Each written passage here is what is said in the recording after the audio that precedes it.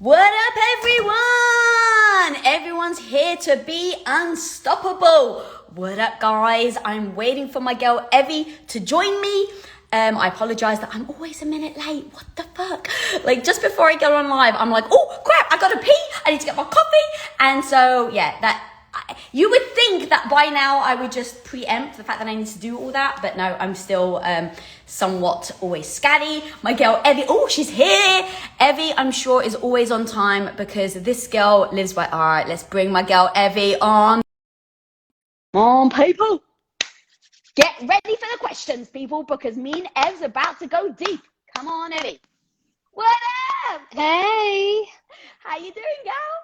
I'm good. How are you? Don't you guys just laugh that I'm on and I'm like, oh my God, and everybody's like, hey, what up?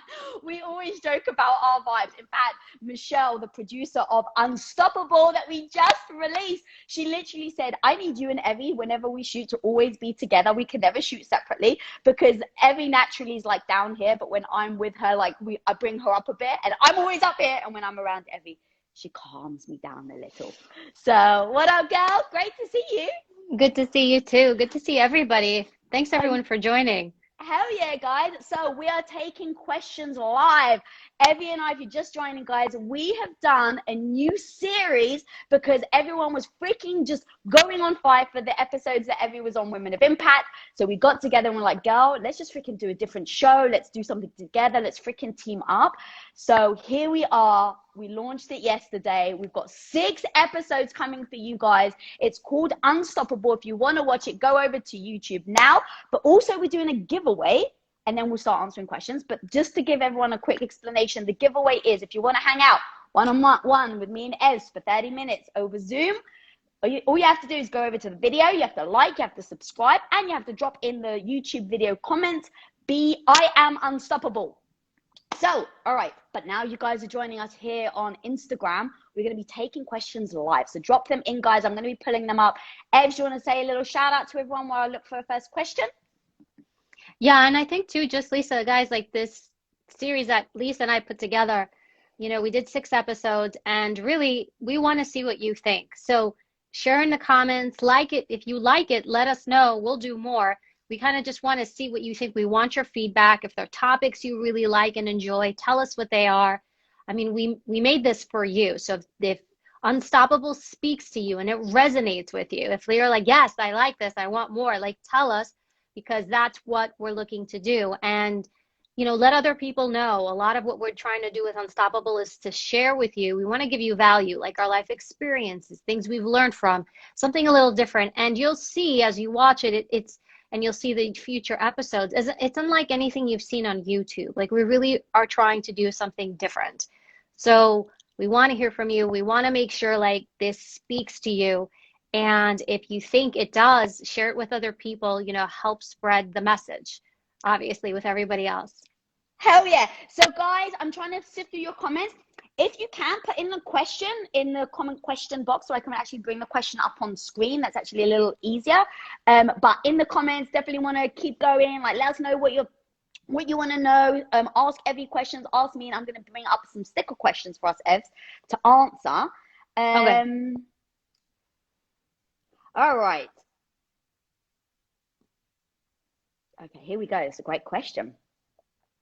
The question is, I love today's episode with Evie. What makes you make this episode more, what made you make this episode more interactive by telling the viewers to stand in the mirror and be unstoppable?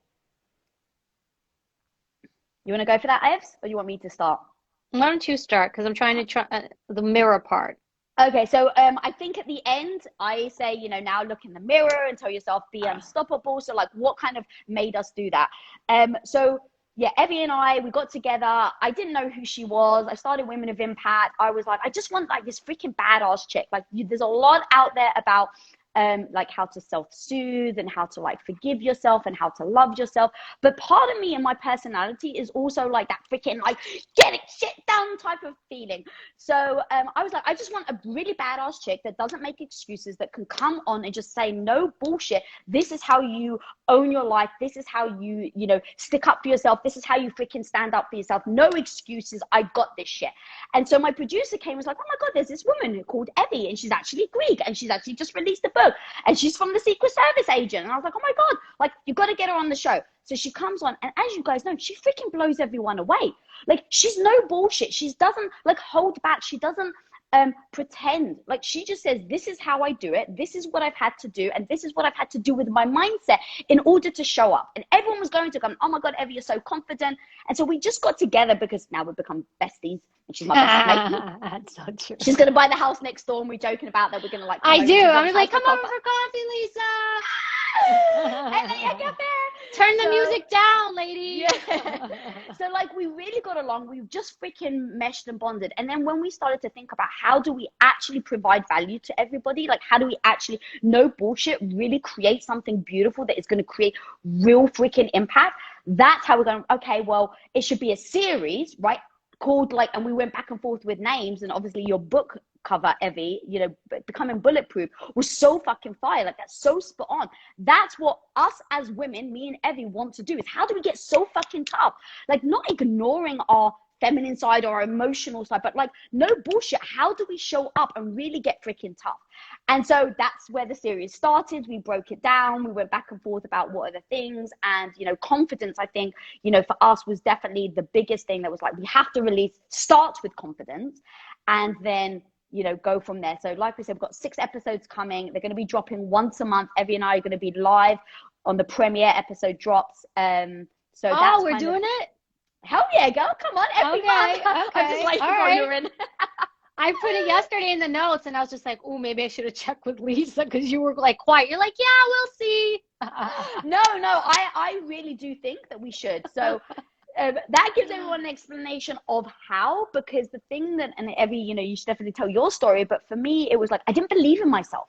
I didn't believe that I could do it. So I just didn't ever approach anything. I didn't start anything. I felt always like crippling anxiety. And it was like, I never approached anything with utter confidence.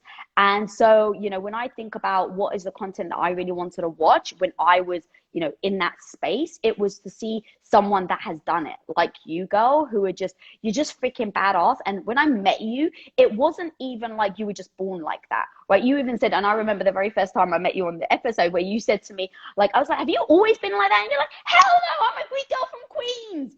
So explain like just a little bit, and then we'll answer another question, but I'm just going to throw a question out to you, girl. Like, how do you go from the Greek girl from Queens that, is very like emotional and can, act on her emotion, to where you are now, where you're like, you own how you act, how you show up, and you don't allow your emotions to take, carry you into somewhere you don't want to go?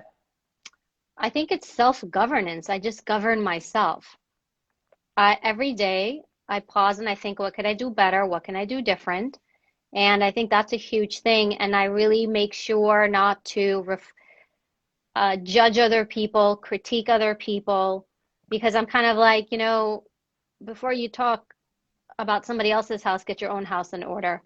And when you have that mindset, at least I believe, you're always cultivating, becoming better, looking at what can I do differently? What can I do better? How can I be better? Rather than taking your energy and deflecting it and fragmenting it onto other people. So I think that's where it comes in. So for me, confidence is having the ability to be with myself, connect with myself, and be honest with myself. How can I be better? How can I do better? What did I say today maybe that I shouldn't have said, which does happen because I'm, I have my personality and my character. I think that's really like important. Like, character is being able to have self-discipline and govern yourself. When you have that, then you can, like, you have to govern yourself. You have to know yourself before anything. When you can master that and be okay with also saying, hey, maybe I shouldn't have done it this way. I should have done it that way. That's confidence. It's being able to look at yourself honestly. And so maybe going back to the question, like looking in the mirror and being honest with yourself, but not being a jerk to yourself. and most certainly not being a jerk to other people. At least trying. I try not to. Hey, look, we're all work in progress, right? I think that's another important thing to really state. Yes, yes. I think one of the biggest, and I'll say this, one of the biggest turnoffs is when I hear somebody say to me, I already know this. I'm just like, okay, that's nice. Like in my head, I'm like, this is not a person for me. Anytime I hear, I already know this, I'm done. I'm like, okay, good for you. Yeah, exactly, right? All right, so I've got Yeah. another question, Gal. How do you not feel intimidated? That question's from a Mama Beast Mode. Love the name. Oh, why don't you answer this one first and I'll follow, Lisa. How do you not feel intimidated? I've learned to, and this is almost like the answer to everything. Like I still get intimidated. So really it's like, how do I act when I feel intimidated versus focusing on not feeling intimidated in the first place? So for me, it's like, I just try and find the positive in everything. So if I'm around, like, let's say Evie, sometimes like, you're so fucking badass, girl. I'm just like, oh my God, like she's so way badass compared to me. So it's like, I wouldn't necessarily say I'm intimidated by you, but it's like, it's very impressive. And so I'm like, oh, okay, like what can I learn from this? Now, true intimidation, I very much will go to, okay, how do I emotionally self-soothe in this moment? Because right now, when I'm feeling intimidated, it's going to be important that I don't say something or don't act in a way that I regret later. So there's going to be two parts. The first part is, how do I show up in the moment of being intimidated? And how do I not let that impact me negatively? And then the second part is, once I walk away, to dissect what it was that intimidated me so I can actually use it as a superpower. And we actually spoke about this on the episode, in case you guys are just joining. Evie and I just dropped a special episode of Unstoppable on Women of Impact. It was the whole fact of like, it's not how do I not walk in a room, but it's how when I walk in a room and the negative voice is getting in my head, how do I make sure that it doesn't then dictate how I act? And then how can I use it after as a tool? And so for me, the tool was, okay, I walked into a room with three guys who are way more impressive than I am in the business world. They'd had 10 to 15 years under their belt, and I didn't. I felt extremely intimidated. But when I walked away, I just said, okay, well, what is it very specifically? And it was like, oh, they know this, they know that. And so I just took that lesson and said, great, now I know, and now I can learn so that I don't keep getting intimidated as I walk into these rooms. And now I'm allowed, it makes me feel more secure, more confident, so that the next time I go into the room, I'm less intimidated. And it becomes a wax on, wax off, right? Practice, practice, practice, so that eventually you walk into the room and now no longer you have the intimidation. So it's interesting, and this may sound off, but I've never felt intimidated. I don't think I've ever used that word. No, I feel uncomfortable if I'm in an environment that I know and I don't understand, but I've never connected with that word intimidated. In fact, I would say it's probably not in my vocabulary. Maybe that word had a negative stigma for me, so I don't think that way. Okay, so you said, Lisa, you walk into a room with certain people and you feel intimidated. Maybe I walk into the room and feel like, oh, this is a different type of room. I'm not used to it. Let me figure it out. So I've never, maybe that's why I'm saying I've never felt intimidated. I've never had that thought in my head. I've had thoughts like, oh, I don't know this, I don't understand it. But anything I don't understand, I embrace. Or anything that makes me feel uncomfortable. I feel the word for me would be uncomfortable or awkward, right? So, all right, so could I pose a situation then? Because this is one of those moments that if you haven't read Emmy's book, you got to go freaking buy her book and read it. It's so amazing. She also does the Audible, which I love because it's like my girls in my ear talking to me.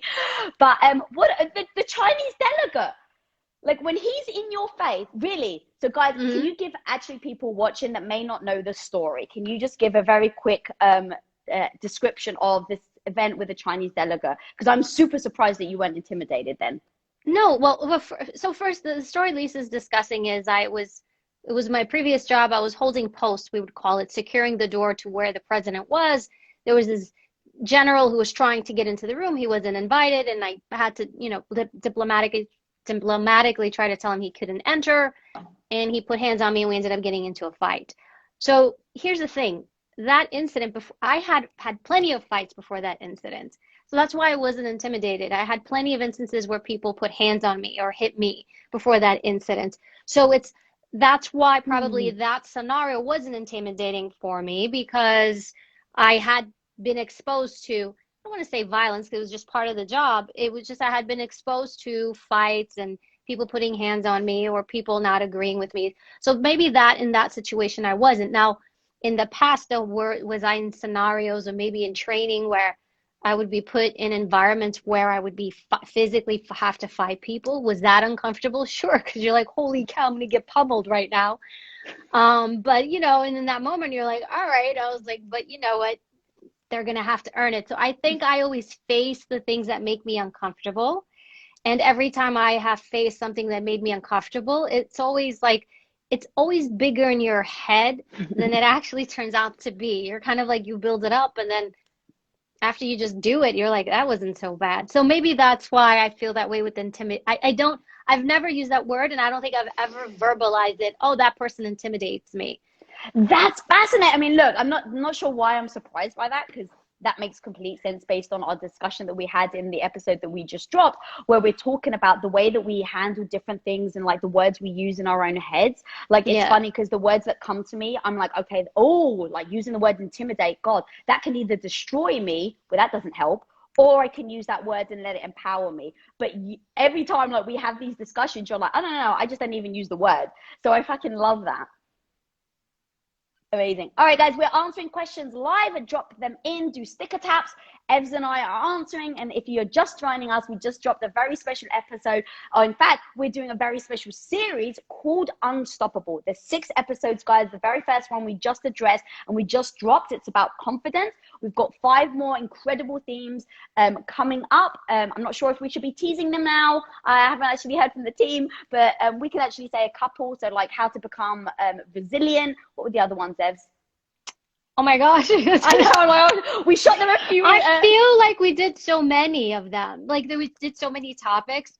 I think it's just we took a topic, we took a theme that we felt would resonate with each of you. What did you remember? Haters. That was my favorite one. Guys, how to deal with haters and bullies.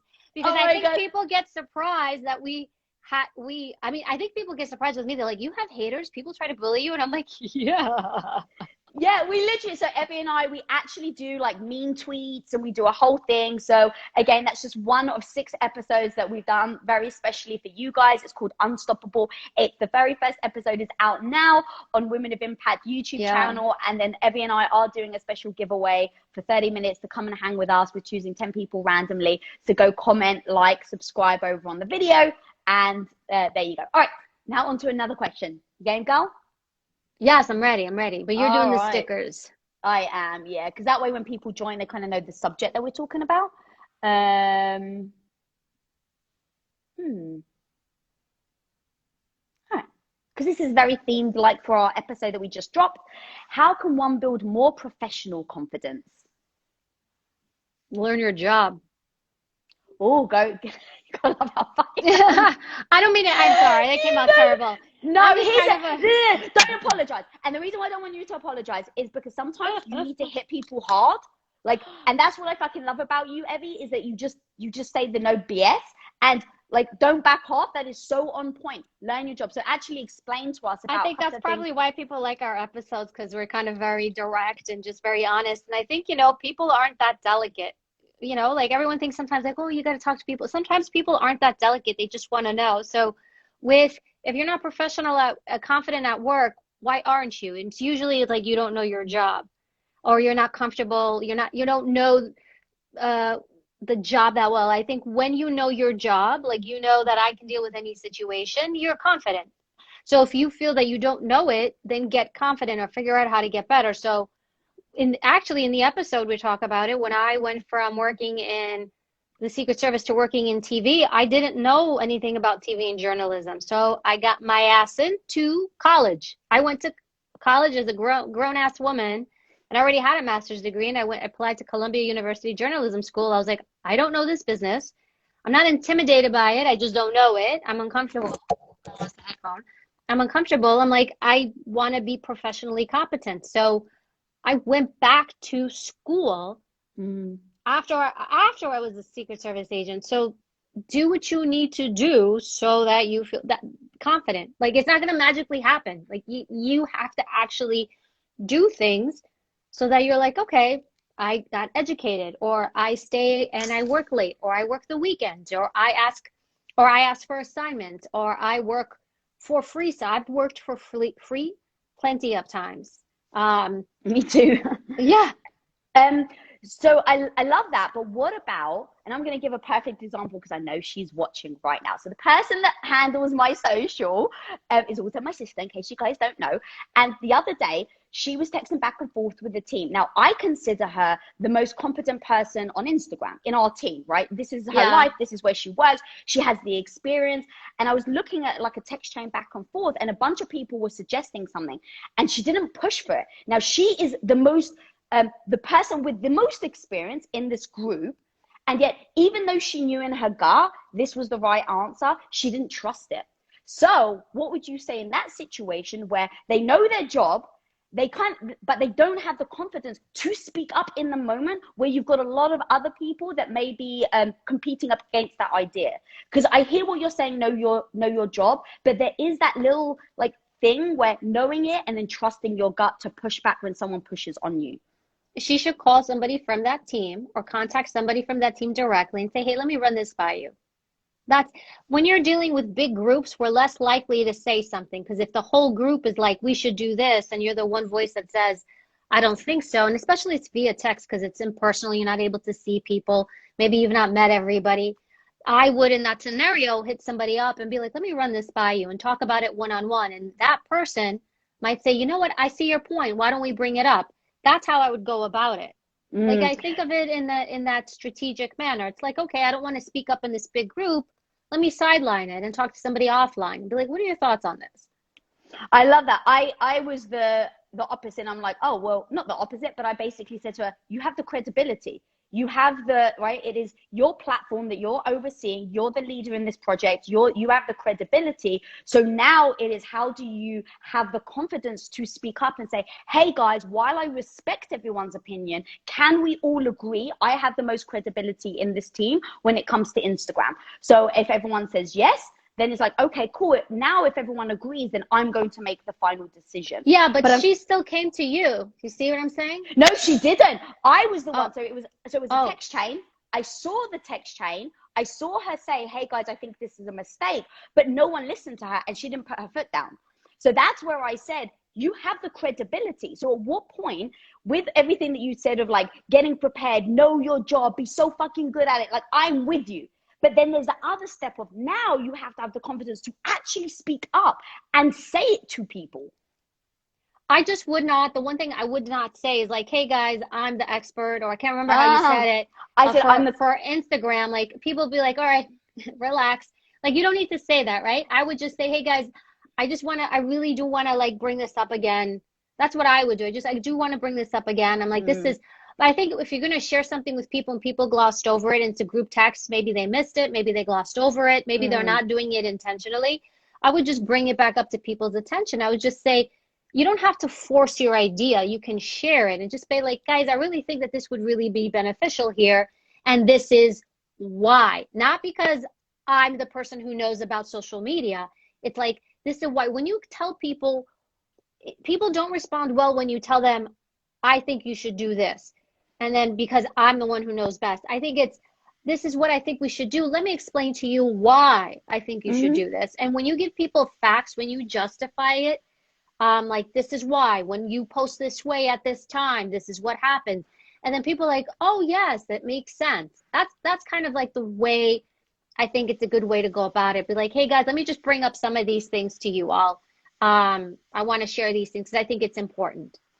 Yeah, thank you for saying it. And what's funny is I'm actually reading all the comments. So I want to give everyone actually context, because if you don't know my company, it may be like, that's so fucking egotistical, Lisa. And that's actually what a lot of people are saying. She's not, no. So that's why I'm actually really glad. Like, I want to give everyone context. So everyone in my company at Impact Theory. It's not how you talk. Like, what? And no. So here's the thing, Evie, is exactly how I talk, but I want to give context to everybody. So we have around 30 people in our company.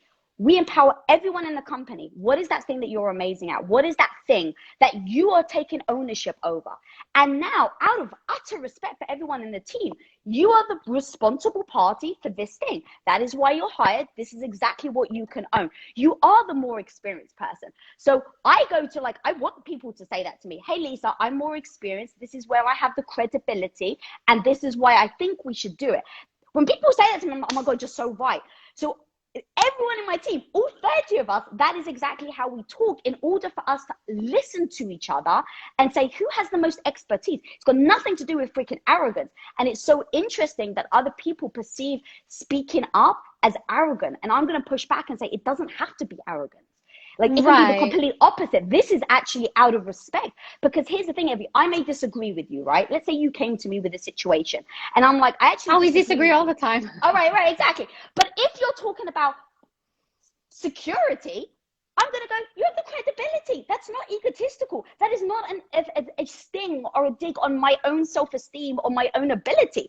And I think we need to remove that and go, yes, Evie, you do have the credibility. That doesn't make me feel worse about myself. And I don't think it's arrogant for you to say that. If you were like, Lisa, I know more about security than you do, but yeah, you're fucking right.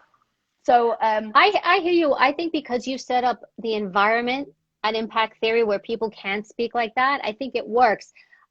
But I think in an outside environment where it's not set up that way, it may not work. So I know how things are at Impact Theory. You encourage people to speak up. You encourage people to say things. You have a very open, healthy dialogue, a very healthy professional environment. It's super, you and Tom go to like such lengths to do that.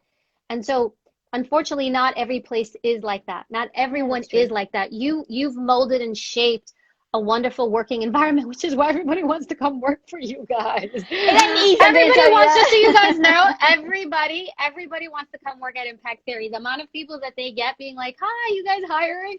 Which I don't blame, because they really work to cultivate this beautiful environment where people can feel appreciated, work hard, speak openly. And I think that's why that works. It's such a healthy, wonderful thing that you do.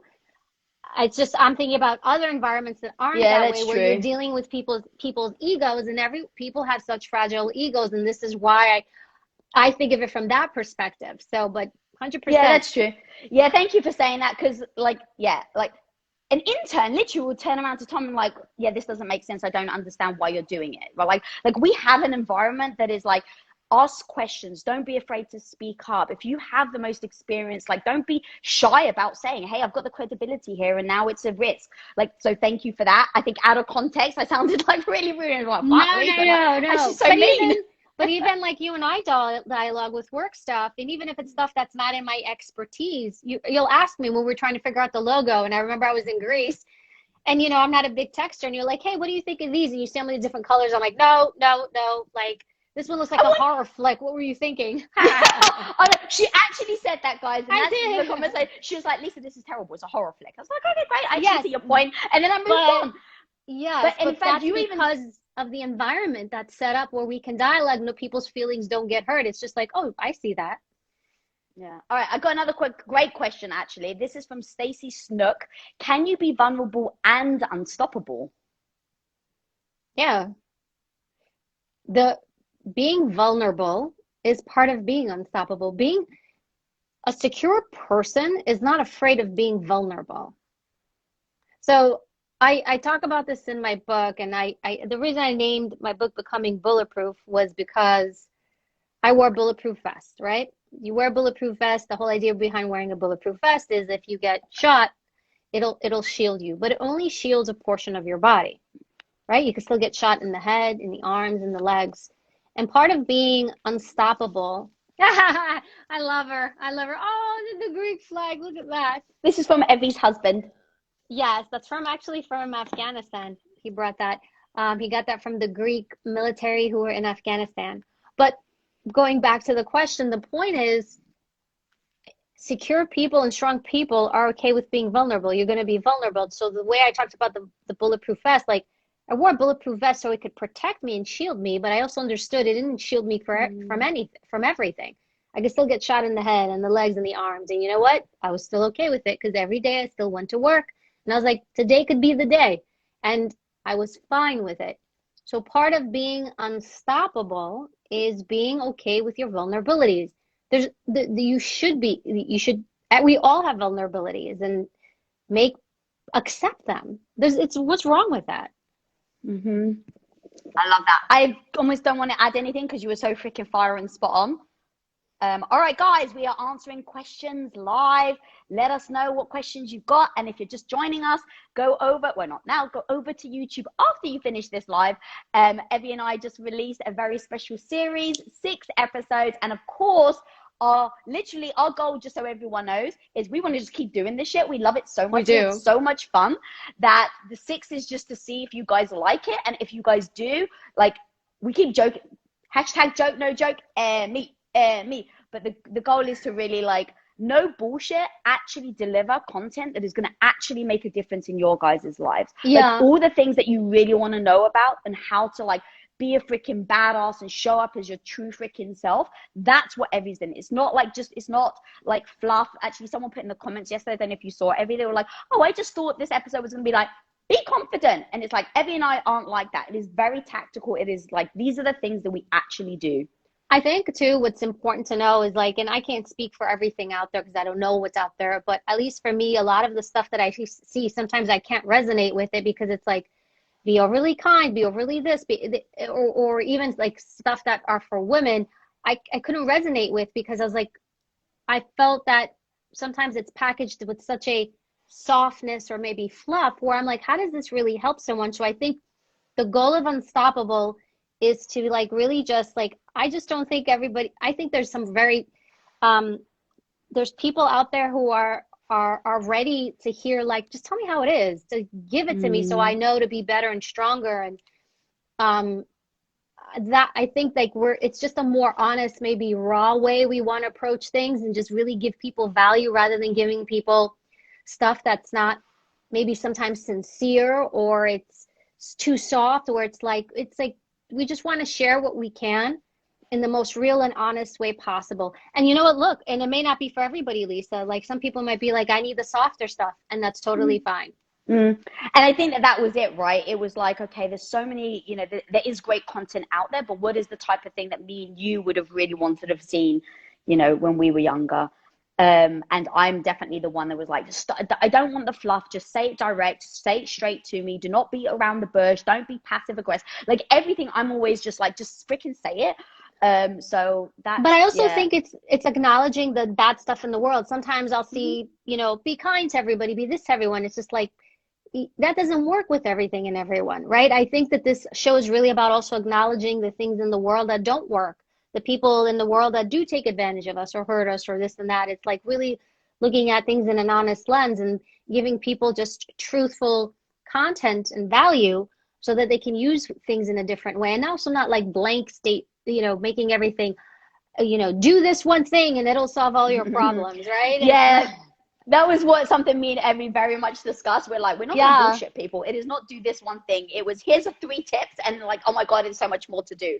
Because that's the thing. Like, we actually want to make a difference. We actually want you guys to try and help in any way we can. And bullshitting and saying doing this one thing, it's like, oh God, if it was that easy, right? Like, oh my God, we'd bottle it and sell the bottle for, you know, a bazillion dollars. But the truth is, it takes refinement, it takes time, it takes practice, it takes repeating over and over. You know, I've been trying to do this for years and years. So that was kind of our, like, our very main goal. All right, I got another question for you, game. This question is from War, Peace, Tranquility. Being a strong woman has distanced me from my family. Any advice for standing on my own? You go first, Lisa, on this one. Yes. So my dad, while loves his children literally more than life itself, didn't want me to marry my husband. He didn't, being Greek, and obviously Evie, you can chime in as well, like being Greek and both of us marrying people outside of our cultures, didn't exactly jive well with my dad, at least.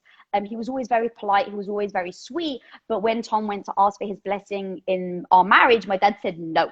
So it took strength for me to really say, what life do I want? And that was very hard for me because I love my dad. I respect my dad. I respect all of my family and love them more than life itself. So it was very hard for me to say, how do I live the life that I want and still make my dad proud of me? And I think ultimately I had to just decide what one took priority. It was me to feel good about myself. Like I couldn't make my dad happy and my family happy, and then go to bed at night and just cry myself to sleep because I didn't feel good about myself. So I just said, okay, I have to focus on the biggest priority, which is, Lisa, you need to be proud of yourself. Every time you go to bed at night, you need to feel good about who you are.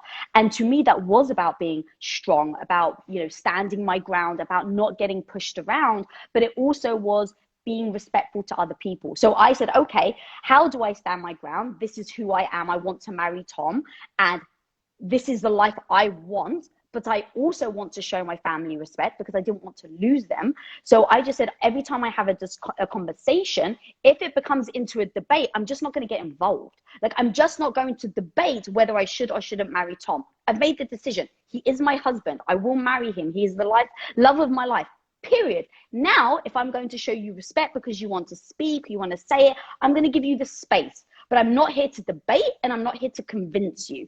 And standing my ground allowed me to have the discussion. I wasn't shutting people down, but I never wavered. And then it allowed people to either just, for my dad and my family, to just respect my decision. Okay. So, I don't know if I should add to this or not. That was a Please. good answer. Oh, it's up to you. It's up to you. Well, I look at it as two different things. First, I'm going to say this to war, peace, tranquility. When it comes to family, the first thing I would ask is, when somebody tells me I cut my family off, I always ask, was there any physical abuse, terrible abuse that you had to do that? And when there's a situation like that, that's a different scenario. Okay. If it is where they don't agree with certain things and they don't, I want to live my life this way, make these choices, and they don't, kind of like what you brought up, Lisa, I think you can find balance there. I think sometimes what happens in those scenarios is, like, we feel like it's an all or nothing. Like, I have to cut them out completely because they don't agree with everything and what's wrong with their way of thinking. And I often hear this a lot. Sometimes when I do my mentor sessions, from people be like, I can't speak to my parents. And it's like, you can love someone and not like their belief system, or may not, not like maybe who they are. You can. And that's usually with parents, like family members, like, you get what you get. Now, in those situations where it is extreme or there's serious harm, like I said, that's different. But in situations where it's like, look, this is who I am, this is what my belief system is, rather than fight with them, live your life, and sometimes don't share as much. So if your parents don't agree with the things you do, why do you go back there and tell them what you're doing? Because you're like, hey, I need to convince you. You're not going to convince them of anything. They are who they are. That ship has sailed. So now you adapt to them. So why am I going to sit and convince you? It's like, I'm going to live my life under these circumstances, and I can love you, but I can't see the things you do in life or the choices that you make that perhaps I don't like. You can love and not like some of the belief systems or the thought process somebody has, and that's okay. It doesn't mean you have to cut them out of your life. Yeah. Freaking love that, gal. All right, guys, if you're just watching, we're answering questions live. So let us know what you want to hear from us. All right, if you want to just, maybe there's so many questions. I have to find one that I think can be relevant. There were a lot of questions. Yeah, I know, so many. All right, so we actually did release an episode, but I love this question. All right, this is from Lavender Women. How do you stay calm when you're triggered? Evs, how do you stay calm, girl? I shut the fuck up. Literally. So give us, I know, your one-liners are amazing. So if you're in a situation where you're feeling triggered, do you tell yourself, close your mouth, do not say anything? You kind of give yourself, sorry, so what are those things? Close your mouth. It's like, I just say shut up. I literally shut your mouth, Evie, because nothing good's gonna come out of it. And once it comes out, you can't get it back. So literally, and I don't say it in a mean way, and I know some people get upset when I curse, but sometimes it's a very powerful way to connect with your feelings. Like I literally say, I just say, shut up, like shut the fuck up. And then I let myself calm, or I step away, or whatever I need to do so that I can get my composure, so that I can go back and speak with someone in a more intelligent way, because sometimes the things that are come out of my mouth are not going to be good. And then you can't get it back. And then somebody's like, I can't believe you spoke like that to me. And it just goes downhill. So I shut my mouth. I go quiet, not in a mean way, but I'm like, I don't have to respond right now. I don't. I'm like, it's not necessary. Like there's very few moments, and I want you to really think about them, guys. There's very few moments where you actually have to immediately respond. We think we have to, but you actually don't. You can step away and go back and think about it. Because once it's out, once you do it, once you say it, it's done. Do you share your triggers with anyone? What do you mean? So I love the don't say anything, because you're right. I'm always the first one to be like, why the fuck did I say that? But like, for instance, so recently I've been trying a new tactic, and it actually has been working great, but it can only be with people that you really trust. So I shared my triggers with Tom, and so he now knows when I'm being triggered. And so in that moment, instead of just going quiet and shutting up, I actually then articulate. I was like, oh babe, right now I'm actually feeling that trigger that I told you about. So he now knows, and so we are working together on the trigger for me to be able to not be triggered. And it actually helps me practice, so that when I'm in public or with someone that I can't tell them my trigger, it's like helped me like practice to then address it without getting emotional. I think that's great. And I think that you can maybe have that with one, maybe two people in your life. That's very hard. You have to trust them. Yeah. Yeah. Not even trust, but they have to be open to it. Like you and Tom. Tom's very open. You guys like love dialoguing, and you're very big on communication and connecting and listening. So you have that, there's that type of relationship where you're constantly trying to build and grow. So because you have that, you can do that.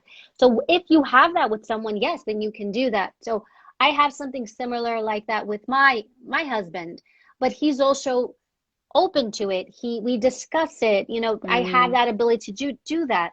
And I have that with no one else, because I realize that somebody else doesn't have the bandwidth, the interest, the understanding, the perspective to have that. So usually I won't share it with other people. Hey, this is my trigger, don't cross it, because they're not understanding. You have to think like, who am I talking to? Does this person have the depth and the perspective to understand how I want to live? Otherwise, sometimes you end up getting frustrated, if that makes sense. Yeah, and it's not even really like, I don't want you to cross this because it triggers me. It's almost like I've identified the trigger. Triggers I don't think serve you. So I'm like, okay, I've identified this trigger. It doesn't serve me in any way, shape, or form. It just gets me emotional. So, hey, babe, can you help me overcome this trigger, so that when he accidentally triggers it, I'll just start to vocalize, right? And I'll be like, you're triggering me right now. I know I shouldn't, from the outside, it may not seem that this is an emotional situation, and you're probably seeing that I am getting emotional, and this is why. And it's just going to take me some time to overcome, to get to the point where triggers activated and I don't respond. So it's kind of like that training, but you're 100%.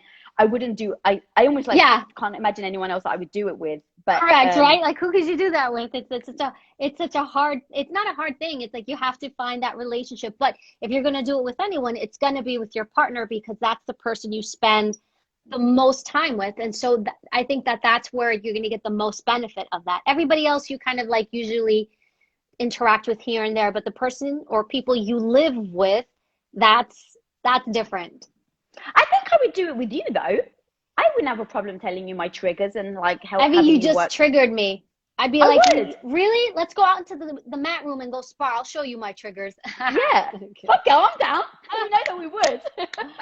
Yeah, but I think we listen though. We do try to listen. Like I try to listen, and we have an open dialogue though. Like we very much try to listen. You'll very much say, hey, I want to check in with you on this.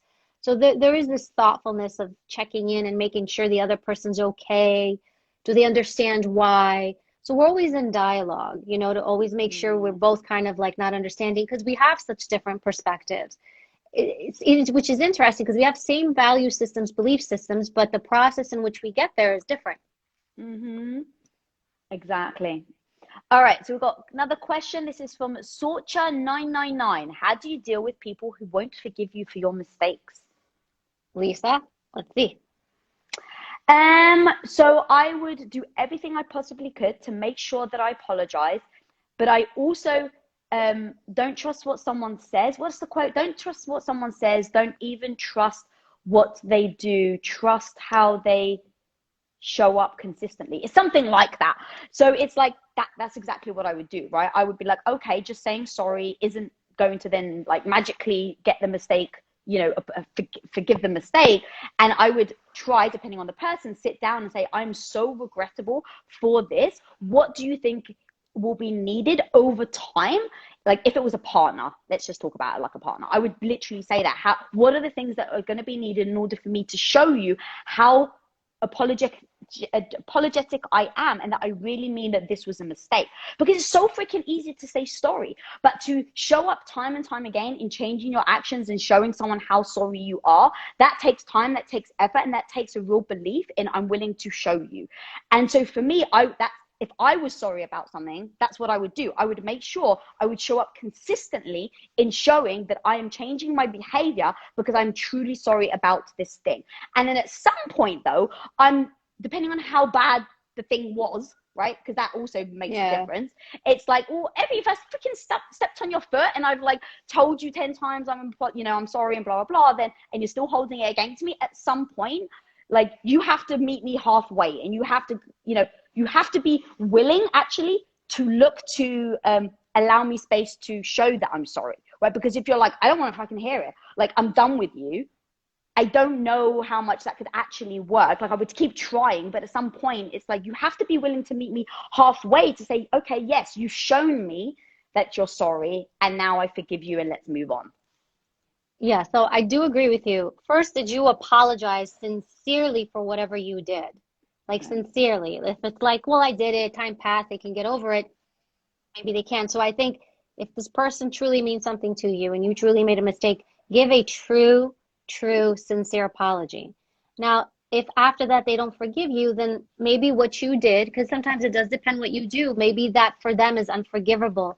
And to be brutally honest, there are people who have betrayed me in my life who I have not forgiven, where I'm just like, it's not a lot, but there are situations where I'm like, this person made a conscious decision to do this. And because of the magnitude of what they did, it is just not something, and I don't want to say not forgive. I probably forgive everything. I may not tell that person, I forgive you, I forgive it, and I forgive it, or I'll forgive silently. Oh yeah, I don't hold on to hate, but I won't forget it. But you said you don't tell them. No, I don't need to forgive someone. I do that for myself so I don't hold on to hate. I don't hold on to resentment. So people can do things to us and you can forgive them in silence, even if you no longer keep contact with them, because then you start harboring things, you become bitter, you replay things over and over like that CD, that same song. But there are situations where I think it is okay to not forget, or to say, I still, because of what this person did, I cannot bring you back into my life. It just happened. So there are things that are to that degree that have happened where I've had to make those choices, and I've chosen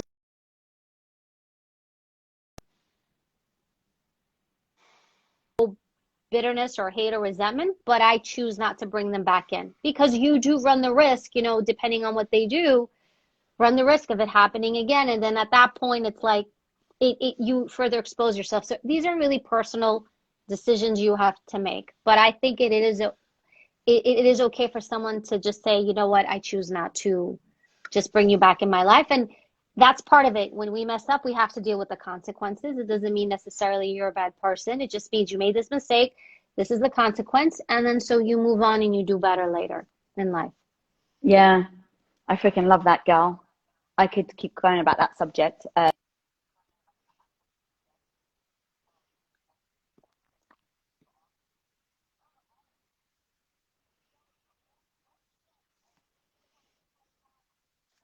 So, yeah. So, guys, while Lisa's looking for questions, we just released, yes, Lisa and I released a series called Unstoppable. We did 6 episodes. And the reason Lisa and I did this is because we done interviews. Actually, Lisa invited me on her show, Women of Impact. And we noticed that every time we did a show together, it did really, really, really well every time we did an episode. So we felt that there was something happening or resonating in our discussions in our relationship. And we're like, we'll put this out there.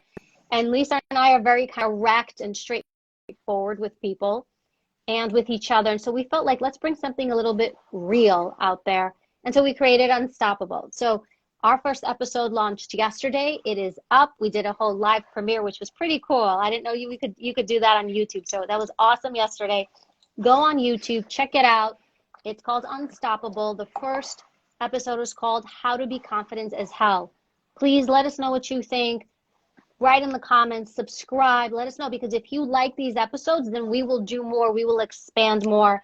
If this speaks to you, if it resonates with you, let us know, because like we're all about this, and we had a great time doing this, and it was an amazing experience. And if we want to give you value, and if this gives you value, subscribe, give it a thumbs up, let us know. We hear you. Like, this is for you. So tell us what you think. Tell us what you want. Hell yeah. All right. So I'm not sure, I'm having a tech issue. For some reason, it keeps saying, cannot remove pin, cannot remove question. I'm not sure why. So I'm just going to read the question. How do you confront someone you know is lying?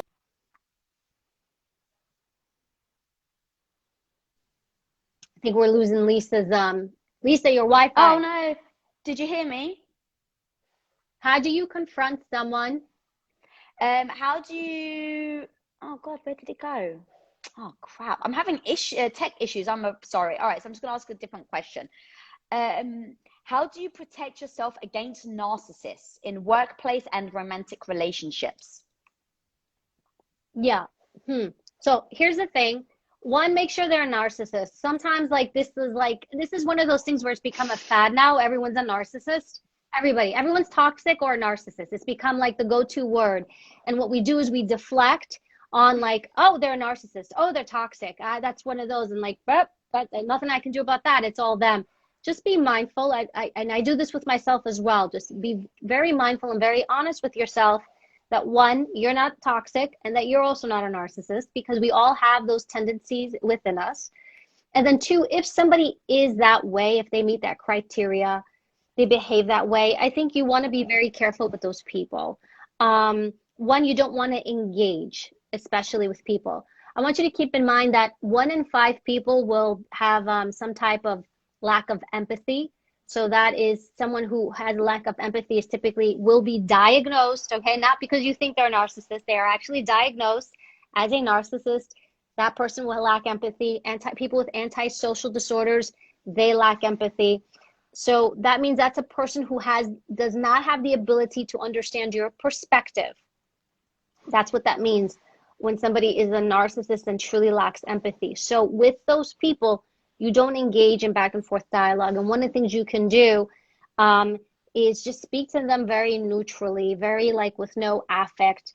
I don't get pulled into them. I kind of see it for what it is. So if they might maybe write like a 2-paragraph rant, and the whole point of the email is about what time we're going to, meet tomorrow, or when like the project is due, right? You said it was work. So when the project is due, I would ignore the whole thing and be like, you'll have the project on your desk at 5 p.m.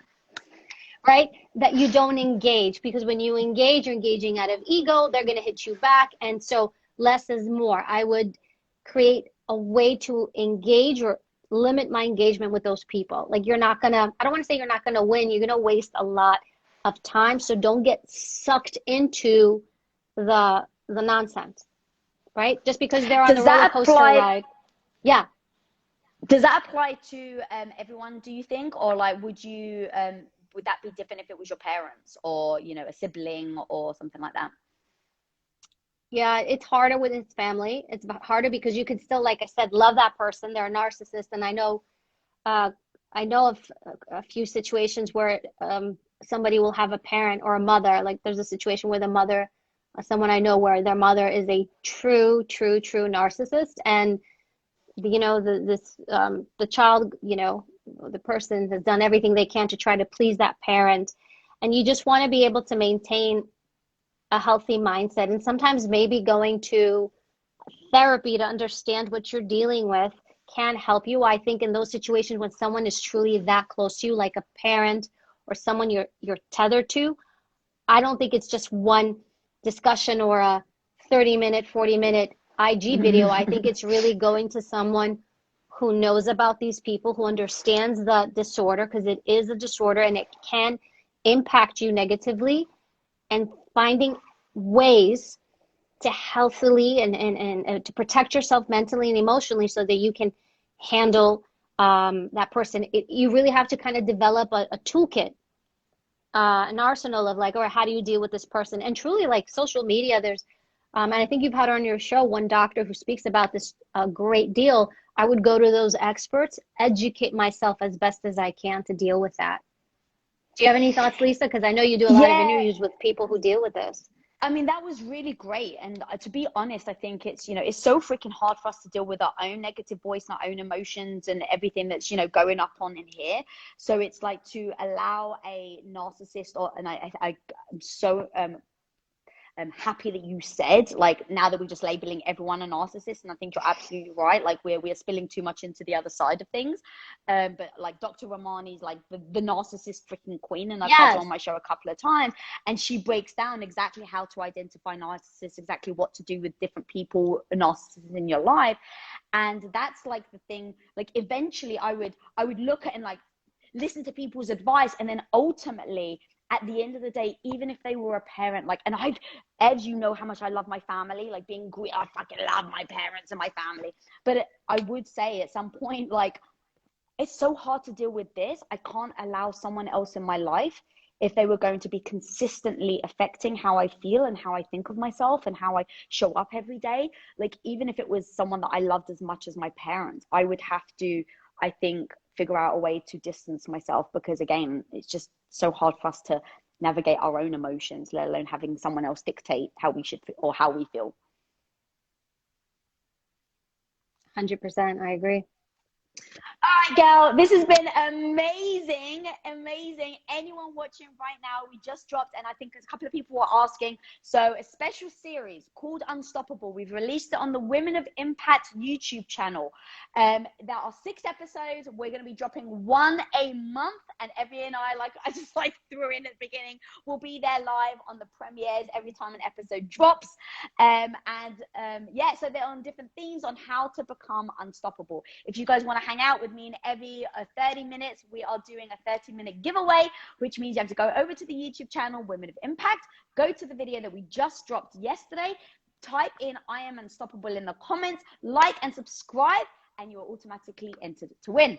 Anything else, Evs, you want to say before? No, I think this was amazing. And like, really, guys, with Unstoppable, like, it really came from a genuine place with Lisa and I. Like, we've been talking about it for a while. Like, what can we do? And one of the things that I really like and respect about Lisa, she's just like, I just want to put good stuff out there. I don't want to put nonsense out there. I don't want to just make stuff to make stuff. And I feel that same way. We just wanted to give you something that's like just as real as it is, share our experiences. And also, you'll see when you watch Unstoppable, some of the stuff we talk about, we bring in like data, we bring in research. It's just not like, hey, this is what I think, because of blah, blah, blah, blah, blah. It's like, when you're out there and there's so much information out there, and I say this to everybody I talk to, and even especially my students, when you're listening to information, ask yourself 2 questions. Who's this person? Why should I listen to them? And so when we made Unstoppable, that's what, we had in our head, especially, like, who is this person? So who am I, and why should people listen to me? And so it's not just about our opinions. It's about sharing what we've learned through our experiences, sharing our thoughts with you, bringing some research and data. Like, you'll see when you watch it, like, we really pulled stuff out to kind of just show you where some of the thinking, the thought process comes from. But like, this is real. This is no nonsense. We want to get even more real if you guys can handle it. Like, we want to give you something different. I really had to tame myself for it, but it's like, this is about you. We hope you enjoy it. We hope it resonates with you. Tell us what you think, like it, subscribe, because if you do, we'll make more. Like that's really, this is all about you guys, our followers, the people out there, like those of you who need this. We made this for you, and we want to give you more. Hell yes. On that note, guys, go be unstoppable. Until next time, be the hero of your own life. Thanks, Ev. Bye, guys. Bye, guys. Later, girl. Later.